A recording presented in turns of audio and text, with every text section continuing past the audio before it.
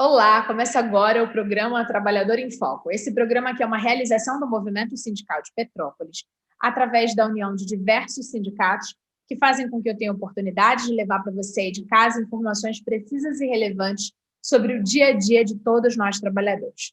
No programa de hoje, eu tenho o prazer de conversar com Douglas Paixão, que é advogado, e a gente vai falar sobre assistência na saúde do trabalhador. A gente vai entender um pouquinho sobre essa questão, os limites do que o trabalhador precisa ou não informar para a empresa, quando ele fica doente, como é que ele deve reagir. Vamos entender um pouquinho melhor a questão da saúde e da dignidade do trabalhador. Olá, Douglas, seja bem-vindo de verdade. É um prazer recebê-lo novamente no programa Trabalhador em Foco. Olá, Carlos, o prazer é todo meu em comparecer aqui e estar ajudando com todos os telespectadores, né, sobre a questão de direito, né? Ainda mais essa questão muito assídua e importante que é a assistência na saúde do trabalhador. Maravilha. Quando a gente pensa, vamos começar então, né, em saúde, eu queria que você explicasse para a gente o que é, afinal de contas, a assistência na saúde do trabalhador de forma objetiva. Ok. Então, basicamente, a assistência na saúde do trabalhador são várias políticas públicas voltadas ao trabalhador. O que seria isso? Para garantir a sua privacidade nas informações médicas, garantir o seu acesso à saúde e ambientes saudáveis de trabalho, digamos assim. Então, são diversas políticas que envolvem diversos órgãos públicos, o Ministério do Trabalho, Ministério da Saúde, os próprios patronos e os próprios empregados, porque é uma ação conjunta, é uma política meio que universal, assim, que aborda todos os outros ramos da sociedade. Perfeito. Agora, quais são as obrigações de verificação do estado de saúde do trabalhador? Então, isso é um ponto muito importante, porque o trabalhador, por muitas das vezes, se vê numa situação delicada. Muitas das vezes, por exemplo, ao entrar numa empresa em que é solicitado exame admissional e diversas outras informações de saúde. A lei garante a privacidade do ser humano, inclusive na Constituição. E essas políticas tendem de respeitar essa garantia constitucional que o trabalhador tem. Então, tem detalhes em que o trabalhador é opcional fornecer essa informação ao empregador ou não, porque o essencial é o quê? É garantir a saúde do trabalhador para aquele exercício da função. Então, normalmente, se pede exame de sangue, eletrocardiograma, exame funcional, mas, por exemplo, o trabalhador não é obrigado a informar o CID da doença. O que seria o É o CID? CID. CID é a Classificação Internacional de Doenças, que é Certo. um número que ele é destinado a cada doença existente, que aí é para maior uniformização, né, de atestados médicos e afins. Perfeito. Eu vou citar um exemplo para ficar mais claro ainda para os Ótimo. telespectadores. Por exemplo, um profissional que ele é acometido pelo HIV. Certo. Ele não é obrigado a informar a empresa a sua condição de saúde, em momento algum, porque subentende-se que pode gerar preconceitos e é uma garantia da privacidade dele. Se essa doença não interferir no exercício da sua função, não tem o porquê da empresa ficar sabendo. É um direito do trabalhador contar ou não. Maravilha. E aí, para a gente entender um pouquinho melhor essa questão que você já Sim. falou, assim, queria que você explicasse o que é o exame admissional e, afinal de contas, qual é a finalidade desse requisito de contratação? Sim, então, o exame admissional, ele é opcional ao empregador. Ou seja, o patrono ele pode requerer ou não, dependendo da função que a pessoa for exercer. E normalmente é cobrado para evitar ações judiciais futuras. Por quê? Ele tem que garantir ao trabalhador que o quê? Que aquela função que ele está oferecendo é compatível com a capacidade física e emocional daquele cidadão, do funcionário, né, que vai entrar na vaga, mas somente isso. É o único objetivo. É verificar a capacidade daquela pessoa para exercer a função. Nada mais. Não sendo necessário informações prévias de saúde, nem nada do tipo. Tá bem? Somente em algumas situações específicas, por exemplo, piloto de aeronaves, em que é necessário um exame bem mais detalhado, por exemplo, para verificar questões de problemas com epilepsia e afins. Por quê? Aí a gente entra num debate que é muito crucial assim e importante no momento, que é a questão do seu direito à privacidade e o direito da coletividade. Porque você tem o direito de se manter resguardado com a sua doença, mas a sua doença não pode interferir na sociedade em geral. Porque, por exemplo, imaginamos um piloto de avião que sofre com problemas de epilepsia que não são controlados, entendeu? Ou são de difícil controle. Poderia gerar acidentes ou situações que envolvam o risco de milhares de outras pessoas. Então, é sempre assim, o bom senso que limita essas relações entre empregador e trabalhador. Perfeito. Então, na verdade, é que o bom senso é uma questão muito complexa, né? A gente vive numa E é sociedade muito que eu não digo que o aberto. bom senso existe, mas tudo bem. Porque eu queria Sim. entender até que ponto que a empresa pode querer saber de todo o histórico médico de saúde do trabalhador Não, a antes de empresa uma não pode. contratação. Sim, esse é um ponto importante. A empresa ela não pode, tá bem? Ela não pode, por exemplo, requerer em fichas de cadastro, esse tipo de coisa. Informações de doenças prévias, o seu histórico de saúde, porque isso é exclusivamente um direito do trabalhador, é a sua saúde. Então, o trabalhador que vai decidir se quer comunicar aquilo à empresa ou não, tá bem? Então, essa é uma questão muito importante, porque hoje em dia, como você mesmo disse, o bom senso às vezes foge da nossa rotina. E o bom E senso é uma muitos. coisa muito complexa, porque eu posso falar assim, Isso. não, eu preciso saber o histórico médico desse trabalhador, porque se ele teve algum surto psicótico em algum momento, eu não quero que ele trabalhe para mim. Ou então, se ele tem diabetes e precisa se alimentar a cada 3 horas, eu não quero que ele trabalhe para mim, porque vai atrapalhar o meu Sim. cotidiano. É, Ou então, se ele e tem HIV, não, eu não quero uma pessoa aqui porque eu já não é. gosto. Ou seja, Sim. são demandas que esbarram entre a prática profissional e o preconceito, ou seja, a gente está criando a problemas ou não, e é importante entender, Sim. né? E assim, Bom a senso. questão do preconceito é muito grande e é real, sabe? Então, no momento atual do nosso país, a gente vivencia muito isso, que é o preconceito contra o trabalhador, inclusive os portadores de doenças, ou sejam ISTs, né, que são as infecções sexualmente transmissíveis, ou sejam portadores de câncer ou outras doenças infecciosas, tá bem? Só que o importante é o quê? No exame admissional, a doença afeta ou não o labor? Se afetar, mesmo assim ela não precisa ser comunicada, ela não precisa ter seu nome descrito. Basta o simples laudo médico informando, ó, ele não está apto ao exercício da função, tá bem? Ou ele está apto ao exercício da função. A descrição da doença é uma opção do trabalhador, tá bem? O empregador não pode, em momento algum, requerer isso. Inclusive, até um assunto importante da gente adentrar é a atual situação, né, de pandemia no país, referente à Covid, e alguns patrões, assim, cobram, né, um exame negativo, um exame para comprovar, né, que o empregador está negativo para a Covid.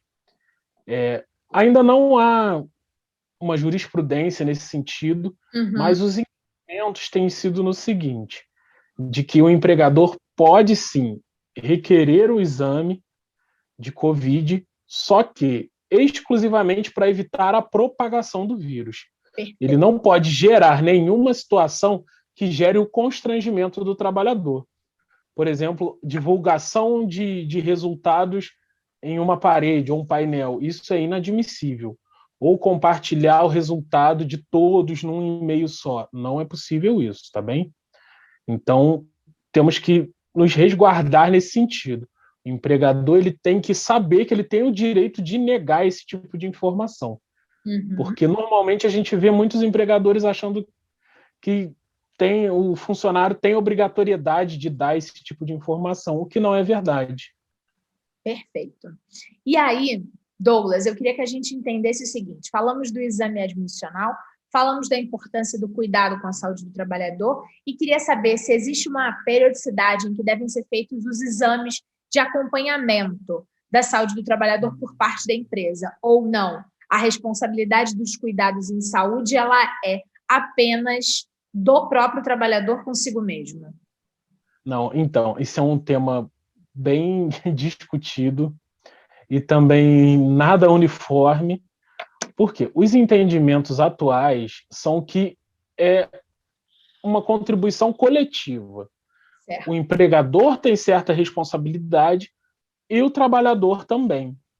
Por quê? O empregador ele tem a obrigatoriedade de propor políticas, né, de atribuições assim à saúde, de combater por exemplo, o mau uso de substâncias que possam gerar problemas de saúde no trabalhador, propor questões de saúde, como não, ó, influenciar a prática de exercícios, esse tipo de situação. Então, essa questão de período, não há nenhuma determinação legal de que, olha, de tanto em tanto tempo tem de se fazer exames. Certo. Tá bem? Tem normas, assim, né, pelo Ministério do Trabalho e tal, que são, igual eu informei, políticas. É como se fossem políticas de boa adaptação à saúde do trabalhador, sabe? Que orienta o empregador a tomar certas atitudes. Igual, não, ó, vamos fazer a semana da caminhada, vamos fazer a semana do exercício. Olha, é aconselhável beber tantos litros de água por dia. Se atente a essa questão de saúde, se atente a outra. E para o trabalhador é se resguardar também. O empregador se limita mais à questão, por exemplo, de distribuição de EPIs, entendeu? Um bom local de trabalho, por exemplo, se é um local que trabalha com químicos que ficam propensos no ar, questão de um ventilador com filtro, com ar Seguir filtrado, as esse tipo normas de coisa. técnicas de acordo com a segurança do trabalho é vital para que a gente evite problemas Isso. nos afastamentos por conta de É igual saúde. eu falei, aí mais uma vez a essencialidade, né, assim, é essencial a figura de um sindicato forte com seus representantes para garantir isso ao trabalhador, Perfeito. porque na questão de saúde é primordial, tá bem, um representante para verificar essas situações, entendeu? Porque a segurança do trabalho ela visa justamente isso. Olha, vamos se atentar aqui, ó, usar EPI e tudo mais. Inclusive, o empregador, o trabalhador que se recusa a utilizar EPIs está infringindo, né, uma norma grave e pode ser passível de penalizações. Perfeito. Inclusive, até uma justa causa, dependendo da situação. Perfeito. É muito importante o trabalhador entender que ele precisa participar dessas atividades de prevenção da própria saúde. E quando ele Isso. se nega a isso, ele está suscetível a sofrer um acidente e aí a responsabilidade cai sobre o empresário. Só que ele não Isso. utilizou. Então, é um ciclo muito complexo, mas que todos precisam entender. O trabalhador Sim, precisa, o patronal precisa oferecer o EPI correto, que são os equipamentos de segurança individual, e o isso. trabalhador, por sua vez, tem que usar de forma adequada, como as instruções passadas de preferência pela equipe de técnicos de Corretíssimo. segurança do trabalho. A gente conversa sempre aqui com o Corretíssimo. Robson Francisco, que já nos concedeu algumas entrevistas e a gente fala sobre a importância da segurança no trabalho. E aí, Douglas, Sim. eu queria que a gente falasse um pouquinho quando esses exames de acompanhamento são realizados ou quando há algum tipo Sim. de demanda em saúde, né? De que forma que os trabalhadores devem ser afastados com o diagnóstico de um exame cotidiano? Se ele vai precisar de Sim. auxílio-doença, como é que funciona isso na prática? Então, na prática, como funciona? O trabalhador, vamos supor que ele está acometido por uma doença que não está relacionada a acidente de trabalho, Certo. mas sim uma outra doença que o impossibilita de exercer a sua função. Pelos primeiros 14 dias, vamos supor, o médico deu um atestado de 20 dias. Os primeiros 14 dias é responsabilidade da empresa efetuar os pagamentos e tudo mais por esse período de afastamento. A partir desse dia, do 14º dia em diante, já é dever do poder público através da Previdência Social, que aí o trabalhador tem que abrir um requerimento junto ao INSS, juntando, né, os atestados e tudo mais, o que motiva o afastamento dele do trabalho, para assim ter o direito ao auxílio doença previdenciário, que a gente chama, que é o auxílio doença previdenciário temporário, que veio após a reforma trabalhista e a reforma da Previdência. Perfeito. E aí, eu queria entender também o seguinte, Douglas, de quem é a responsabilidade da assistência na saúde do trabalhador quando a lesão ou a doença é causada pela prática laboral propriamente dita? Então, isso.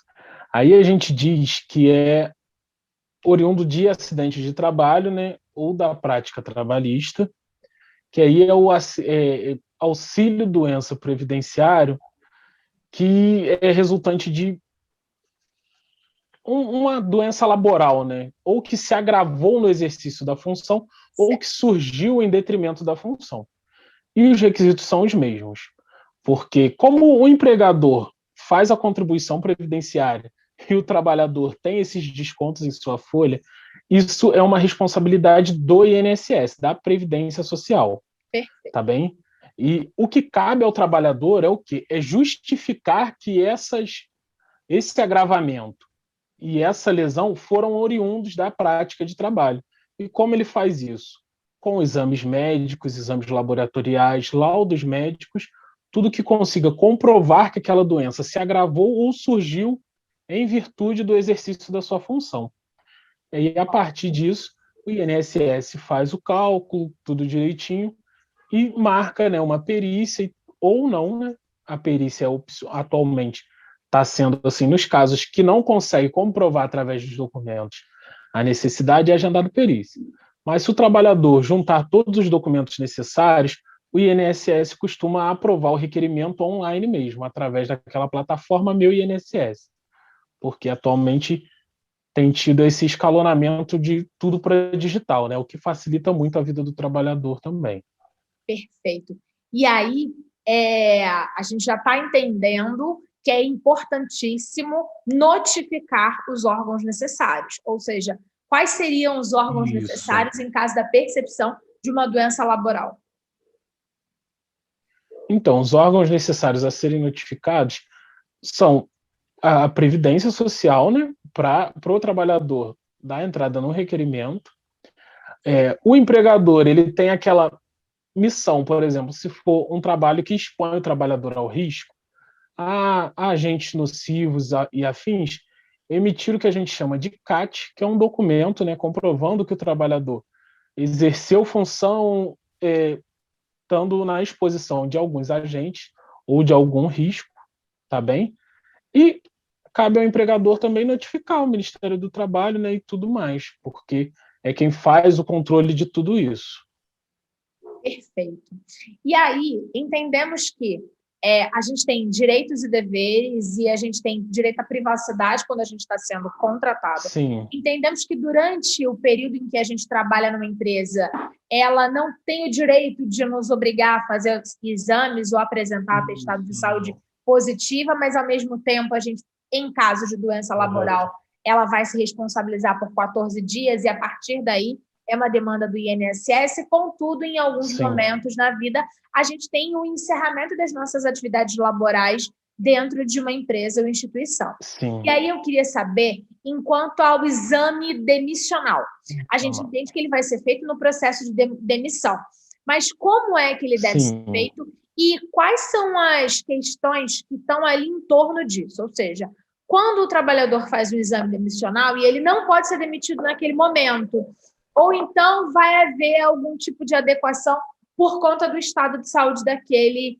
trabalhador. Queria entender um pouquinho melhor essa questão. Entendi. Então, o exame demissional tem a função de atestar a saúde do trabalhador na hora de a sua remoção do local de trabalho. Findo o contrato de trabalho, ele faz esse exame para atestar que o exercício do labor e tudo mais não gerou prejuízo à sua saúde. Certo. Porém, se gerou prejuízo à sua saúde, ele pode requerer também, junto ao INSS, os órgãos competentes, um direito, né, que seria o que a gente chama de aposentadoria por invalidez, que atualmente não tem mais esse reconhecimento, tá bem? Não existe mais essa figura da aposentadoria por invalidez. Não? Virou tudo auxílio. Não. Agora é auxílio doença previdenciário, tá bem? Todos. E não há mais essa questão da aposentadoria por invalidez. Entendi. Você Se é pode auxílio, ter o auxílio. significa que vai precisar ficar fazendo Isso, a avaliação. fazendo prova. Isso, não tem mais aquela possibilidade de extrapolou 2 anos, virou aposentadoria por invalidez, não preciso mais fazer os atendimentos médicos, as perícias, né, para comprovar aquela minha situação. Agora, todo trabalhador que fizer jus a esse tipo de auxílio tem que fazer os exames peridicionais, tá bem? Periódicos ali, sempre, para sempre, até uma certa idade. Perfeito. Normalmente até os 65 anos. Certo. Quando, de fato, Tá aí bem? a pessoa vai se aposentar por idade. Isso. E não mais por conta da demanda não de mais por invalidez. saúde. Tá bem? E a questão que até você abordou, de fazer o exame demissional e não ser demitido naquele momento, aquele exame, em tese, perde a validade, porque ele tem que estar ligado automaticamente ao momento do desligamento. Certo. Por exemplo, se fez o exame demissional, não foi demitido, permaneceu mais 2 meses na empresa, vai ter que fazer outro exame no momento de saída, porque o exame tem a finalidade de atestar o seu momento atual de saída, de saúde no momento de saída da empresa. Perfeito. Tá bem? E aí, quando a gente entende exame demissional, a gente também pode dizer que, por exemplo, mulheres que descobrem que estão grávidas ali no momento da demissão Aí é outro são fator. cobertas pela questão da segurança durante o período gestacional, Isso. da maternidade. É um ótimo assunto. E da estabilidade, não é isso? Isso. É literalmente uma estabilidade. As gestantes no exercício do labor, elas têm uma estabilidade justamente para evitar as demissões preconceituosas, literalmente, que existiam nesse sentido, em que o trabalhador demitia por entender que a grávida perde tempo e que após o nascimento do bebê, que ela não vai ter tanta dedicação assim e tudo mais. Todos esses pensamentos assim totalmente absurdos, né, sobre a figura. Isso. E machistas, né, digamos assim. Infelizmente. Eles são cobertos, eles são Isso. a mulher trabalhadora é defendida pela lei diante desses pensamentos retóricos. Diante desses pensamentos, porque é uma realidade muito dura e que gera muitos conflitos, porque é um momento em que ela precisa de segurança. Certo. É um momento da mulher que ela precisa de segurança, precisa da segurança do seu filho que está sendo gerado, tá bem? E até o principal dessa garantia é até o bebê em si, e não muito a mãe. Com certeza. Porque é um direito que ela não pode abrir mão. Ela tem a garantia, o máximo que ela pode fazer é trocar esse período de garantia por verba indenizatória. Mas ela não pode abrir mão, por exemplo, fazer um acordo com o patrão para ser demitido nesse período. Não existe essa possibilidade. Ela só vai poder sair se forem indenizados esses períodos da sua garantia em virtude da gravidez. Maravilha. E aí, Douglas, para a gente finalizar, como é que o nosso telespectador pode obter mais informações a respeito desse assunto? Então, a respeito desse assunto, eu indico, assim, eu vou até fazer um merchan aqui, que é o escritório, né, o Souza Vasconcelos, tem advogados apropriados e muito bem capacitados nessa questão. Caso tenha dúvida, o trabalhador pode procurar algum profissional de lá que vai conseguir sanar suas dúvidas, e sempre importantíssimo procurar os sites dos órgãos públicos, porque a informação sempre, os sindicatos, então, é a melhor forma. A melhor forma do trabalhador se preparar para isso é procurar o seu sindicato de categoria, porque o sindicato está sempre ali disposto a ajudar o trabalhador nessas situações. Por exemplo, a mulher gestante que se sentir ameaçada nessas situações, ela deve procurar o sindicato, que é o meio mais acessível e mais próximo para informá-la dos seus direitos e orientá-la nessa situação. E o trabalhador também, que se sentir pressionado e sentir que sua privacidade está sendo invadida por meio de questionamentos ou requerimentos do trabalhador, deve e pode procurar o sindicato da categoria para relatar esse tipo de situação.